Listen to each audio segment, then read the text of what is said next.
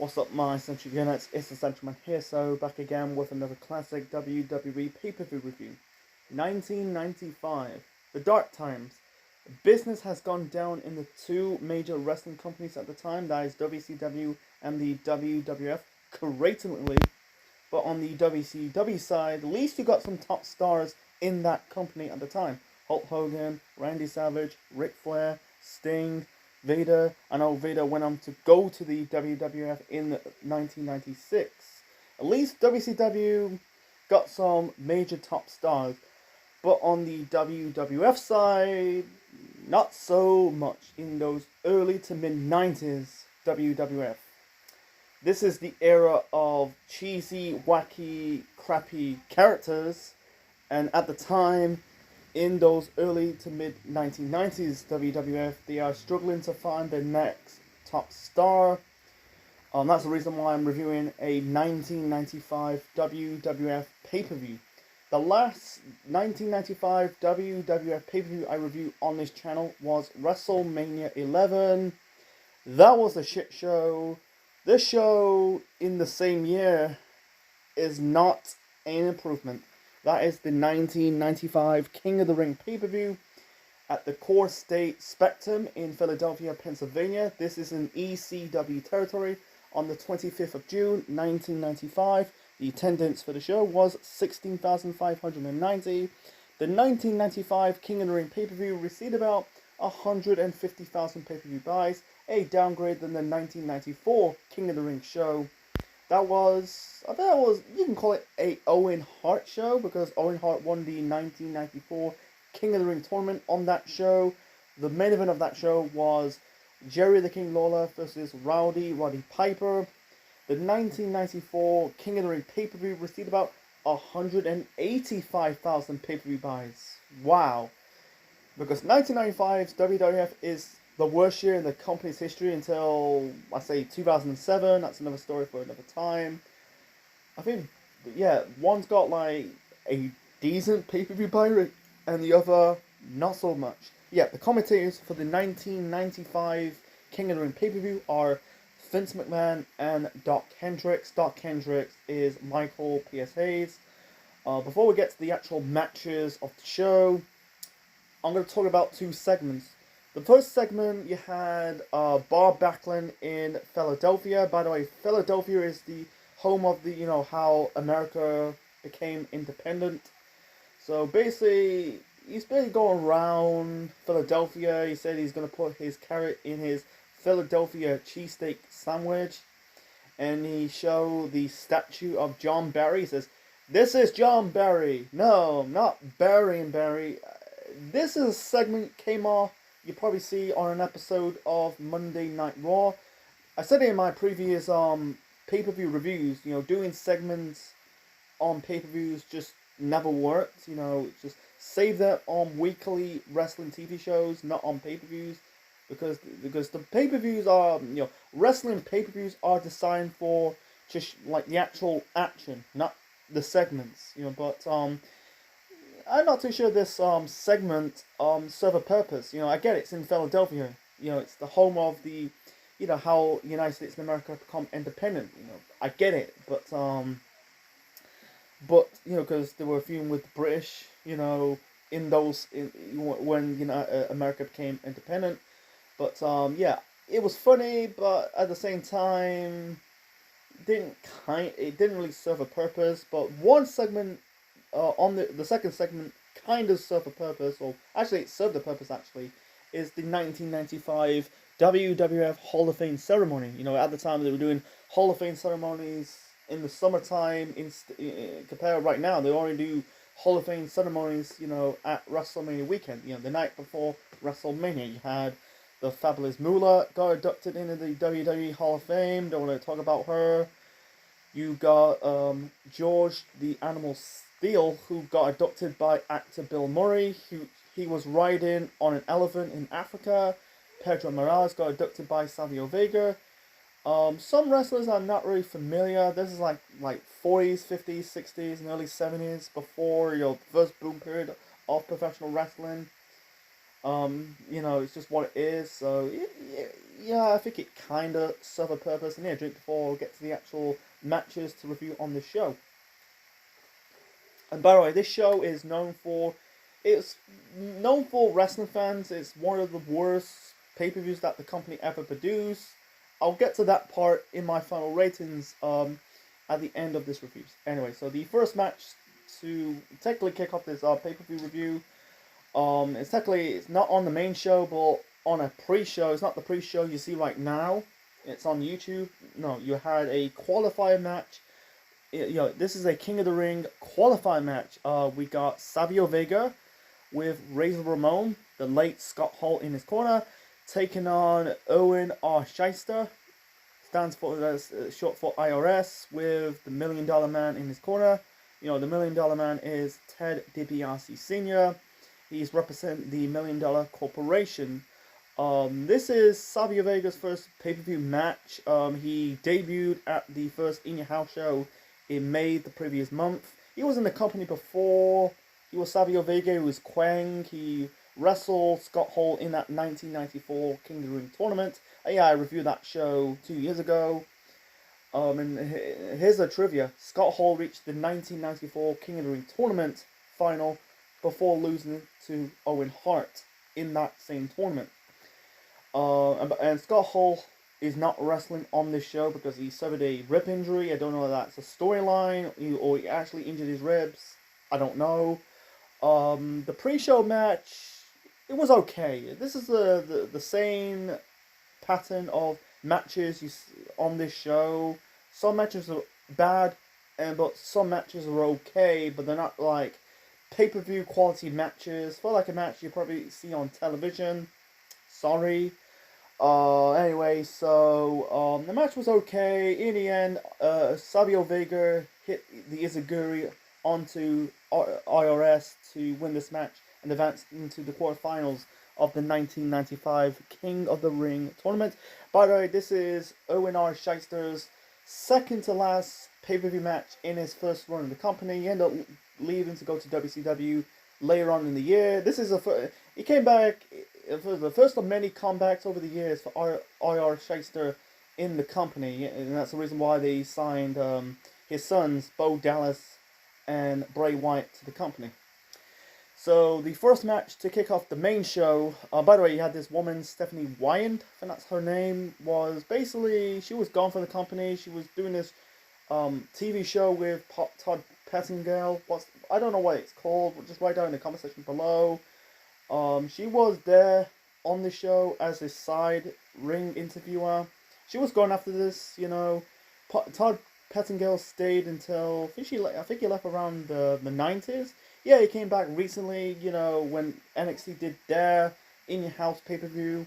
It's a bit of a side note. Anyway, so, yeah, the first match to kick off the main show of the 1995 King of the Ring pay-per-view. This is the first quarterfinal match of the 1995 King of the Ring tournament. Savio Vega, who advanced to the quarterfinals after, like I said, defeat IRS in the qualifier match in the pre-show, taking on Yokozuna.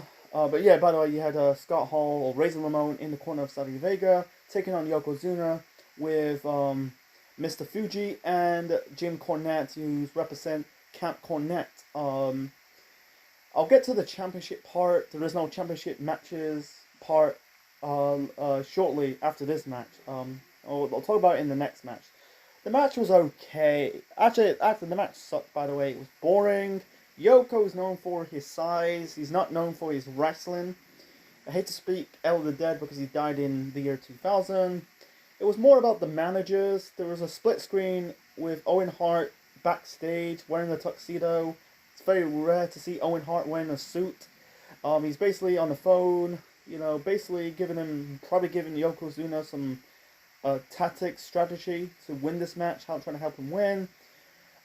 Yeah, the ending was all about the managers. I don't know about Mr. Fuji got involved. The match was boring, like I said. You had Jim Cornette trying to get involved, trying to hit Savio Vega with his tennis racket.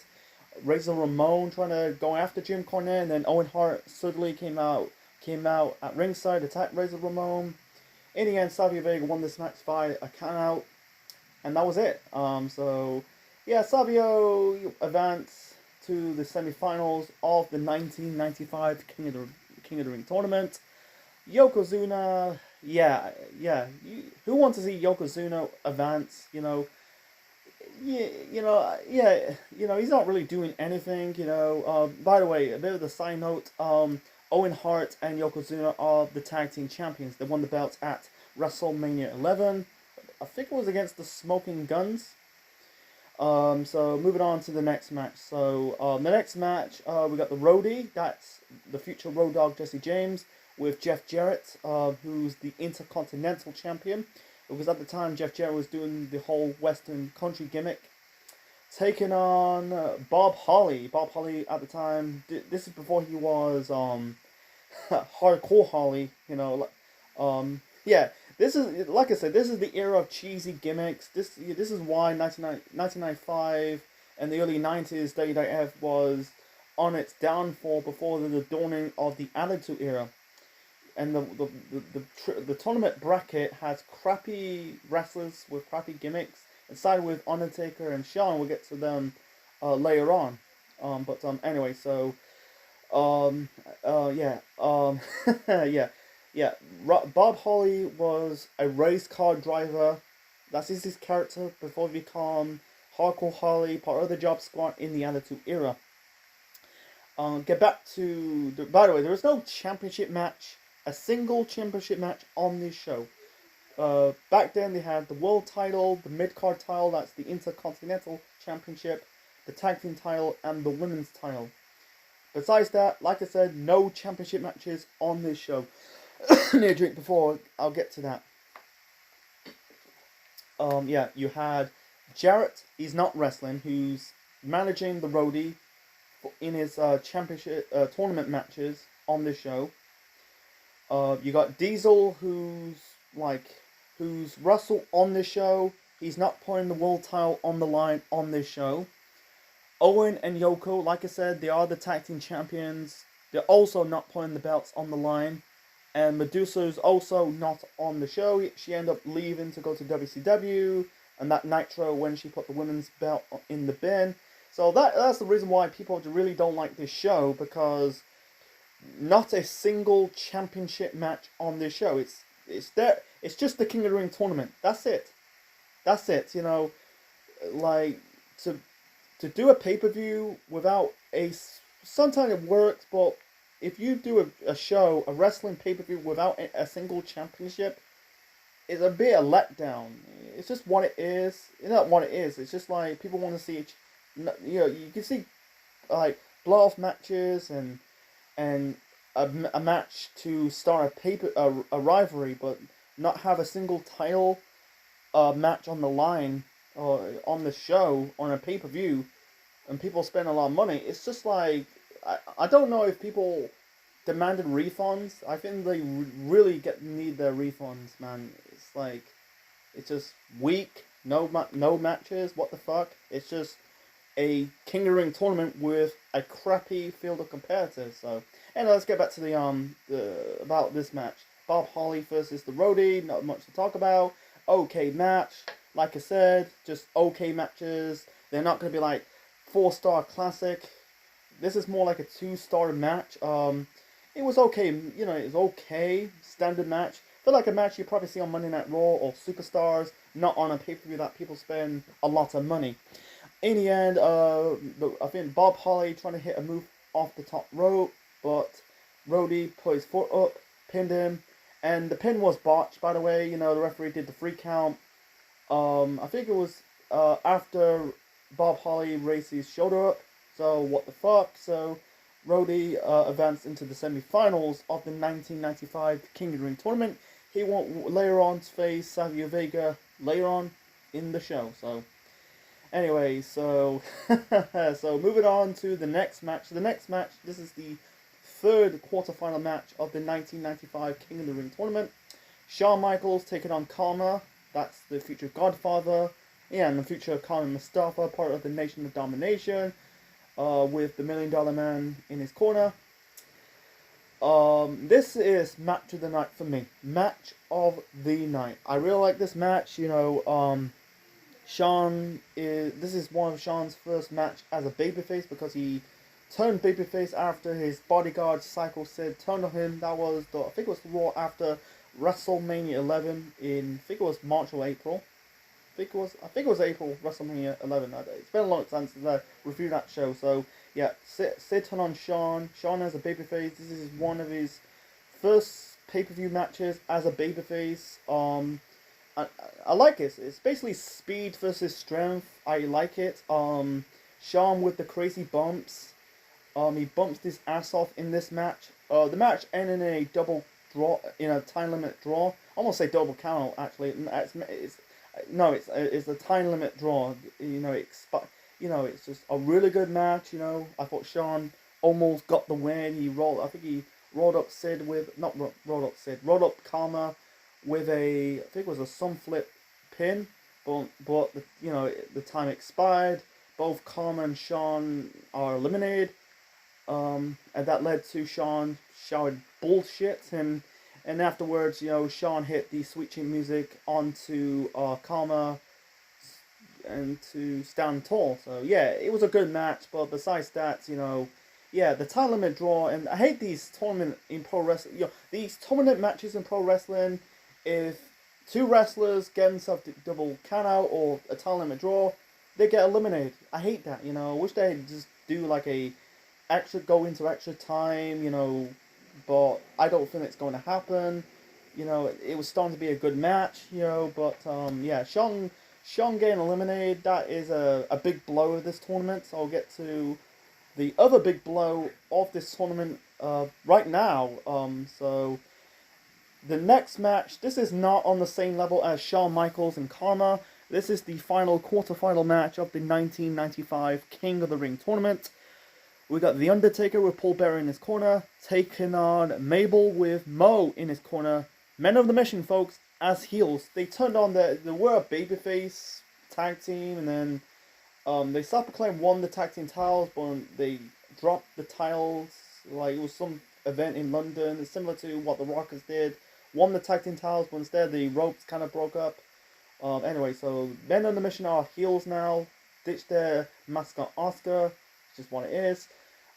This is shit. Undertaker in the 1990s, aside of Shawn Michaels and Steve Austin and Mick Foley, Mankind, and Kane, Taker and Vader, he had some few crappy wrestlers to work with, like Hogan, and Sid is okay, Kamala and Kana, and Mabel, Jesus Christ.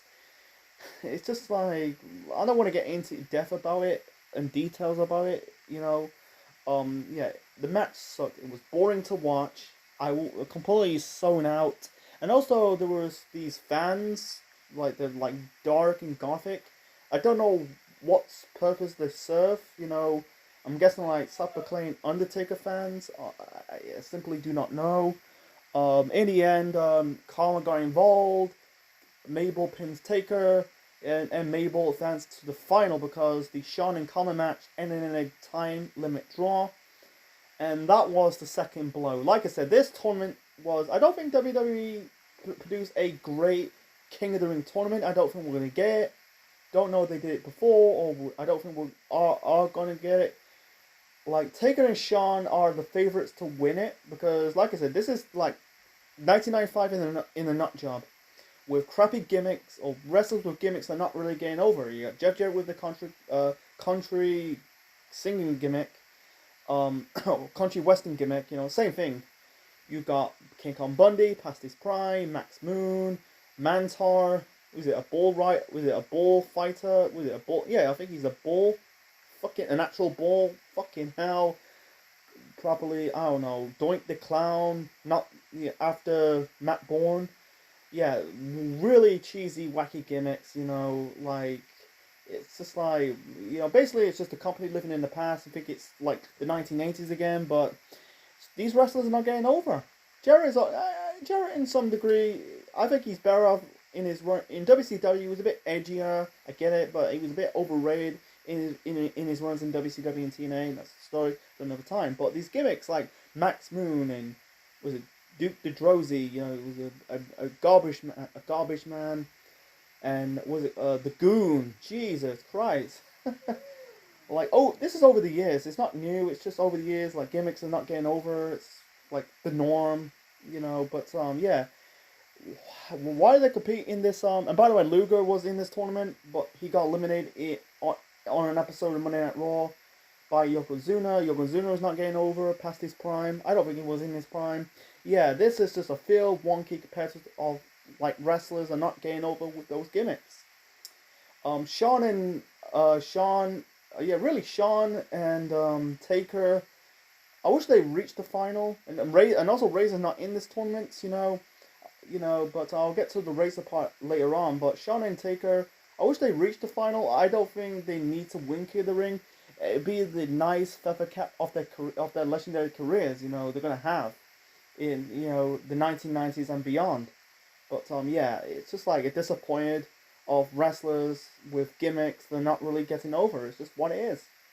But yeah, see Sean. It's okay if Sean got eliminated, but I don't mind if Taylor goes through and Sean got eliminated. That'll be a bit okay. Sean got eliminated, but Undertaker, we have to be rooting. But if both guys got eliminated, are the favorites to win this tournament, it's more like fans do not care. It's just what it is. When Taker gone, when Taker got eliminated, you can tell the fans really, really don't give a shit about this tournament. So. Anyway, let's move on to it. I'm trying to ramble in, by the way. I'm trying to get my points out about cheesy gimmicks and this field of competitors in this tournament bracket. So, moving on to the only semi-final match of the 1995 King of the Ring tournament. I'm going to talk about shortly, or briefly actually. We got the roadie with Jeff Jarrett, the country singer. He's not really a country singer. Taking on Savio Vega. You can tell Vega is not really getting over. Okay match. It's just okay. Same streak of matches. They're okay, but not like must-see matches. In the end, Savio Vega got the victory to advance to the final to face Mabel later on into the show. And moving on to the first of two non-King of the Ring tournament matches, we got Bret the Hitman Hart taking on Jerry the King Lawler in a Kiss My Foot match. So they had a rivalry started in the 1993 King of the Ring pay-per-view that Bret Hart won. He became the only wrestler to win back-to-back King of the Ring tournaments. Basically, had Lawler confronted Bret, saying he's the true king of the WWF. Bret did the whole Burger King chant. That set up a rivalry in the summer of 1993, and then they supposed to have that Survivor Series match in the autumn of that year, but not scrapped, but Lawler got suspended. That's another story for another time. I might review Survivor Series 1993 in the future. And then Bret took a break of Lawler in 1994, feuding with his brother Owen. Then they continue off that rivalry in 1995. So, Bret fought Haikushi at the first In Your House show, the preview in May. Then on that same show, suffered a knee injury, fought Lawler on that same show. Hakushi defeat Lawler. Hakushi helped Lawler defeat Bret. So my apologies to set up this match on this show. And in this story, in the build up to this, had Lawler basically making his feet all smelly and rank. The match was okay. Bret, I think ever since he dropped the title to Bob Backlund in late 1994, he was feuding with mid-card guys. They're not really getting over. He fought Bob Backlund at WrestleMania 11. He's facing Lawler. Really a pit start of that rivalry what they started in 1993. So yeah, he went on to be back in the world title picture and went on to win the world title at the end of the year. For good. At least we got some positive side of it. But yeah. It was an okay match. I don't think they had a great matches. I don't think they kind of have some chemistry, but Lawler hit Bret not one, not two, but three power drivers, but Bret kicked out. That really devalued the impact of the finish. And then Lawler took his shoe off, hit Bret with the shoe. Bret kicked out. Hakushi got involved. Hakushi cost Lawler the match. Bret locked in the sharpshooter onto Lawler. Lawler tapped out. And then there was a pre-match beatdown. Yeah, there was a pre-match beatdown. You had or self-proclaimed pre-match beat or post-match beatdown. I'm trying to say what did I say pre-match beatdown? Anyway, so Rikishi trying to attack Brett, but he accidentally hit Lawler instead, and then Brett placed his foot into Lawler's mouth, and then he placed his own feet in his mouth on top of Lawler's foot in his own mouth because he's got some good flexibility. And then afterwards, you had this segment with Lawler in the, I think he's in the bathroom. He's brushing his teeth. He's puking because he can't taste of his own, like, sense of his own foot. This is set up a match at SummerSlam with Bret Hart will take on Dr. Isaac Yankem. That's Glenn Jacobs, by the way, the future Kane. That dentist gimmick that expired what Britt Baker is doing right now, because Britt Baker is the role model / dentist if you're familiar to the AEW product. So yeah, it's funny that Isaac Yankem is expired what Britt Baker becoming a pro wrestler, the dentist pro wrestler. So moving on to the finals of the King of the Ring tournament. So we got Savio Vega for the fourth match in the show because he fought in the qualifying match in the pre-show with Razor Ramon in his corner, taking on Mabel with Mo in his corner. By the way, in that post interview with Savio Vega, you had Doc Hendricks trying to be a translator. You had, I think it was Carlos Cabrera trying to interview with Savio Vega and Hendricks doing the translator thing. I think it's a bit cheesy. It's just like it's just like you can tell like Michael PSA's. You can tell he doesn't even speak in Spanish. But anyway, so let's talk about the finals of the 1995 King of the Ring tournament. Sucked. The match sucked. People just do not give a fuck about Savio Vega. They don't really care about him because he was too exposed. They were trying ECW because, like I said, this show's in ECW territory, and I think at the time ECW was doing business for themselves. They were doing it because their product was edgier compared to WWF and WCW. I think ECW expired what WWF and WCW were doing later on in the 90s, how they present their products. Trying to keep it short and simple with this match. It was boring. In the end, Mabel won this match and won the 1995 King of the Ring tournament. So, and then you got the post-match beatdown. You had Mo and Mabel attack the injured ribs of Razor Ramon. Then the 1-2-3 Kid came to the rescue. The 1-2-3 Kid is the future X-Pac, future Six-Pac in WCW. He got beaten down by Men of the Mission. And then you got the coronation of Mabel as the 1995 King of the Ring winner. And the crown, I hate that crown. That crown, I mean, in those 90s King of the Ring pay-per-views, or these 90s King of the Ring tournaments, I feel like they've been, this is the crown you probably see at Burger King. Yeah, this is a Burger King crown. And in that Lawler Brett match from earlier, the fans chanted Burger King at Lawler. Yeah, these crowns are just generic Burger King crowns. Very lack of creative of proper crowns. So anyway, and also he's an official King of the Ring champion. You can see on the internet seeing Mabel. Well, I don't know his real name. Is it George Fraser? I can't remember. I don't know his real name. Him holding the King of the Ring Championship belt. This is unofficial, by the way. It's not.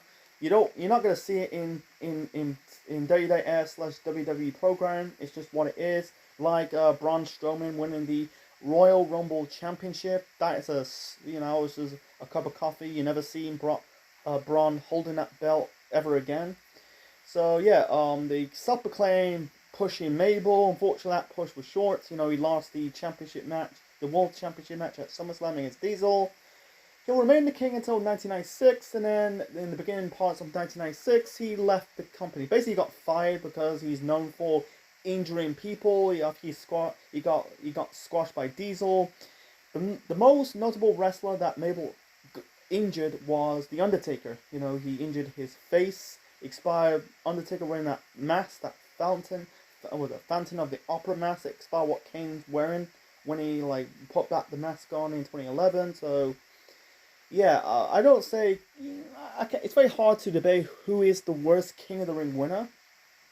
Or like I hate like today WWE is doing overkilling with wrestlers but with the King gimmicks after the King of the Ring tournaments like King Barrett, King Sheamus, King Corbin. Nakamura didn't really won the tournament, so he had briefly became King Nakamura. Selena Vega is Queen Selena. They basically being the horse to death to it. But Billy Gunn was the worst King. He got pushed, and then his push was demolished by The Rock. The Rock kind of killed his push when Rock did that God promo. The build up to their match at SummerSlam. I don't know, man. It's debatable. I don't want to get into it. But Savio Vega, too much for him. I think he was too exposed. I don't think he won a single championship in his time in the WWF. Because he ended up being part of the Nation of Domination. He ended up forming his own group, Los Boricuas. He left the company in 1999. He never came back to the company. I think recently he wrestled in a major wrestling company that was, I think it was MLW. But on their pay-per-views, it's a shame how Savio Vega, he was there because Razor in his corner. Similar to Razor, if Razor was fit, would he win or reach the finals of the King of the Ring tournament? I don't know. Similar to Shawn and Taker, I don't think he could probably need to win the King of the Ring tournament, but it'd be a nice feather of his cap of his career. But it's just what it is. So yeah, disappointing. No one got over. Mabel win the tournament, and then months later was gone from the company because he was injured in people. And Savio Vega, 4 matches in one night, no one gives a shit, and he's floundering in the company until he left the company in 1999. So moving on to the main event. The main event. This is a tag team match. This is not worthy to be a main event match. I feel like a match you probably see on Monday Night Raw. We got Diesel, who's, like I said, not putting the world title on the line. Teaming up with Bam Bam Bigelow, taking on 2 members of the $1 Million Corporation. That is Psycho Sid and Tatanka. By the way, Bam Bam Bigelow was part of the $1 Million Corporation, but he got kicked out of the group after losing the main event of WrestleMania 11 to Lawrence Taylor. At the first In Your House show in the main event, Sid self-proclaimed injured the elbow of Diesel. I think it reports that, I don't know, I heard Diesel wrestled in that match with an actual arm injury. I don't know. But the whole bulk of the match, you had Sid and Tatanka working on the injured arm of Diesel. Had a lot of hot tags. It wasn't a great match. It was okay. I didn't say terrible. It was okay. That's the streak of this show with okay matches. They're not really, I feel like a match you probably see on TV. That's just me. Or probably on a normal pay-per-view, because King of the Ring is the big fifth pay-per-view in the WWF alongside, or WWE alongside Royal Rumble, WrestleMania, SummerSlam, and Survivor Series. So, in the end, Diesel, basically Sid left Tatanka hanging dry. And yes, basically Diesel and Bam Bam Bigelow got the victory. Diesel and Sid had their blow off at the next In Your House show in July, and then Diesel went on to face Mabel for the world title at SummerSlam that year. And yeah, he ended up dropping the title to Bret Hart at that year's Survivor Series. This was Bam Bam Bigelow and Tatanka, by the way, never sniffed a pay-per-view main event ever again. And after this pay-per-view, or maybe he wrestled one more pay-per-view, Tatanka ended up getting suspended because he self-proclaimed had a altercation. Basically, he sexually assaulted a wrestling fan. I think it was a female fan, or I don't know if it's female or male, I don't know. That fan threatened to sue the company, but he was cleared with all charges. He wasn't the one who assaulted that fan. The real the real guy who assaulted that fan was Jimmy Del Rey. He came back in many years, Tatanka, in the company. So, anyway, so my final rating of, and by the way, Bam Bam Bigelow ended up leaving the company in the autumn of 1995. I think he jumped to Goldust, and he ended up going to ECW, then WCW. Anyway, so my final rating for the 1995 King of the Ring pay-per-view, I give it 0. Just 0. Wow, I say 1995 is the worst year of the company's history. Is it the worst pay-per-view that the WWF/WWE ever done? No, they've been worse over the years, but this is the worst. Wow, 1995, you had Diesel in the middle of his world title run. It was mixed bag, it was kind of like outrun its course. You got guys like Shawn, Bret, The Undertaker, basically dwindled their fun in mid-card feuds. I would call them mid-card feuds, the world title opportunities passed them by. You got wrestlers with gimmicks and not really getting over. I'm glad they had that second boom period in the late 90s compared in the early mid-90s, man. Wow, it's shit. Like, the only match in the good for me has to be Shawn versus Karma. And I also put Backlund in Philadelphia and the Hall of Fame ceremony in the good. But besides that, but that's it. You had the okay matches like Bret versus Lawler. The Kiss My Foot match was okay. Savio versus IRS. Rhodey versus Bob Holly. Rhodey versus Savio Vega. The main event was okay, but the bad is the bad. Yeah. You had the Mabel's matches was shit. No, the tournament bracket was crap. It was abysmal. And no single championship matches on this show. Yeah, this is the reason why the product got better in years to come. This is the Shawn and Mabel match, it doesn't make me to go, wow, I need to go back watching again. It didn't really save the show. So anyway, so hope you enjoyed my review of the 1995 King of the Ring pay-per-view review. Leave your thoughts in the comment section below. Smash the like button. Click the like, click the bell. Subscribe to the Central Man Network on YouTube. Be part of the Central Unit for more wrestling videos and more. Next time, we're going 10 years into the future, going to the good times of the business in the year 2005. It's in the best years in the Ruthless Aggression era. 2 years ago, I reviewed the Great American Bash, the first Great American Bash pay-per-view in WWE's history. That was known for the Concrete Crit match. Let's go to the 2005 show. That's known for Undertaker killing off another character that came off of the real-life terrorist attack. That killed off Muhammad Hassan. Yeah, I know I'm talking about. Yeah, the next time I'm going to review, it'll be the 2005 Great American Bash show. This is the Central Man officially signing out, and that's my review of the 1995 King of the Ring show. Guess what I'm going to give this thumbs? I'm going to give it 2 thumbs down.